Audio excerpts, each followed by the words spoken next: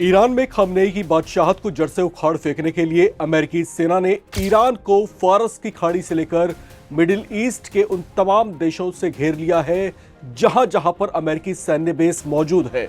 Iran बहुत बड़े खतरे से घिरा हुआ है। अमेरिकी राष्ट्रपति डोनाल्ड ट्रंप की मंशा पर शक जताया जा रहा है। यह भी कहा जा रहा है कि वे ईरान के सर्वोच्च नेता अली खामनेई का वैसा ही हश्र कर सकते हैं जैसा कभी अमेरिका ने इराक के तानाशाह सद्दाम हुसैन का किया था। तो क्या ईरान का ये 86 साल का बूढ़ा बादशाह अमेरिका के चंगुल में फंस जाएगा? क्या ईरान में खामनेई के वर्चस्व और प्रभाव का हमेशा के लिए अंत हो जाएगा? ये सवाल अमेरिका की तनी हुई मिसाइलों के निशाने पर आए ईरान में सुलग रहे हैं। हालांकि ये इतना भी आसान नहीं होगा, क्योंकि ईरान ने भी अमेरिका को ललकार दिया है कि हमला हुआ तो अमेरिका को इसका घातक अंजाम भुगतना पड़ेगा। ऐसे में दोनों ओर से तनाव एकदम चरम पर है। इस बीच एक चर्चा और जोर पकड़ रही है कि अगर खामनेई को इस संभावित युद्ध में कुछ हो जाता है तो ऐसे में उनका उत्तराधिकारी कौन होगा जो उनकी विरासत को आगे बढ़ाएगा और ईरान का नेतृत्व करेगा। ईरान के supreme leader Ayatollah Ali Khamenei के राइट हैंड को उनका भावी उत्तराधिकारी माना जा रहा है। ये राइट हैंड कोई और नहीं बल्कि अली खामनेई के ही बेटे मोज्तबा खामनेई हैं, जो ईरान की पवित्र कही जाने वाली शासन व्यवस्था जिसे विलायत ए फकीह कहा जाता है उसके अगले आध्यात्मिक प्रमुख हो सकते हैं। आखिर ईरान में क्या है मोज्तबा खामनेई का कद? क्यों उन्हें अली खामनेई के बाद सेकंड इन कमांड माना जाता है? चलिए सब समझते हैं। मोज्तबा खामनेई दरअसल अली खामनेई के बेटों में से दूसरे नंबर के हैं, जिनका जन्म मशदह ईरान में 8 सितंबर 1969 में हुआ था। इस्लामिक शिक्षा में मोज्तबा पारंगत बताए जाते हैं। 1999 में उन्होंने मौलवी बनने की तालीम पूरी की थी।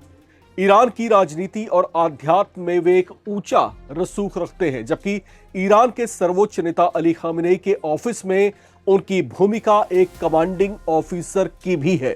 जानकारों की माने तो ईरानी राष्ट्रपति इब्राहिम रईसी की मौत के बाद मोज्तबा ही ऐसे व्यक्ति हैं जो उत्तराधिकारी के शीर्ष दावेदारों में से एक है। वे पिछले 2 दशक में IRGC के भीतर काफी प्रभावशाली और ताकतवर बन चुके हैं। सूत्रों के मुताबिक अब मोज्तबा खामनेई ही सुप्रीम लीडर खामनेई के ज्यादा कामों को कोऑर्डिनेट करते हैं। लिहाजा अमेरिका के साथ भड़के तनाव के बीच अगर ऐसी कोई स्थिति बनती है कि अली खामनेई अमेरिकी सेना के हत्थे चढ़ जाते हैं तो मोज्तबा खामनेई के कंधों पर जिम्मेदारी आ जाएगी। ऐसे में वे अपने पिता की विरासत को संभाल सकते हैं। हालांकि आधिकारिक तौर पर ईरान की ओर से अभी ऐसी कोई घोषणा नहीं है, लेकिन कई विशेषज्ञों का मानना है कि मोज्तबा एक डिफैक्टो शैडो लीडर बनते जा रहे हैं।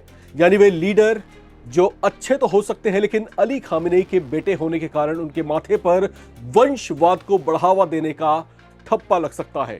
अगर उन्होंने भविष्य में अपने पिता की जगह ली, अगर अमेरिका के हमले से ईरान में सत्ता का परिवर्तन हुआ तो अगला सुप्रीम लीडर मोज्तबा खामनेई ही हो सकते हैं। वॉशिंगटन में middle east institute think tank में ईरान प्रोग्राम के डायरेक्टर एलेक्स वतांका ने जापान टाइम्स से कहा कि खामनेई के बारे में आप 2 बातें कह सकते हैं। वो बेहद जिद्दी हैं, लेकिन बेहद सतर्क भी हैं। यही वजह है कि वो इतने लंबे समय तक सत्ता में रहे हैं। उन्होंने कहा कि खामनेई ने 1999, 2009 और 2022 में देश में शुरू हुए भारी प्रदर्शनों को कामयाबी से कुचला, लेकिन अमेरिका के साथ उनका दांव गलत साबित हो रहा है। 2026 में ईरान में भड़के आंदोलन को अमेरिका का समर्थन मिल रहा है। ऐसे में हालात अब की बार अलग महसूस हो रहे हैं। अमेरिकी राष्ट्रपति डोनाल्ड ट्रंप खुलकर ईरान के प्रदर्शनकारियों के समर्थन में बयान दे रहे हैं और उन्हें प्रदर्शन जारी रखने के लिए उकसा भी रहे हैं। साथ ही भी कहा जा रहा है कि अगर ये सब नहीं थमा और जनता पर जुल्म नहीं थमे तो हमला कर दिया जाएगा। इस बीच खबरें और दावे किए जा रहे हैं कि खामनेई जंग के बढ़ते खतरे के बीच अंडरग्राउंड हो चुके हैं। तो जो हालात इस समय पनप रहे हैं वो ईरान के पक्ष में बिल्कुल भी नहीं है। ऐसे में स्थितियां बद से बदतर होती जा रही हैं, अत्यधिक गंभीर होती जा रही हैं। आपको क्या लगता है? अपनी राय लिखकर के कमेंट बॉक्स में जरूर शेयर करें। देखते रहें नवभारत टाइम्स।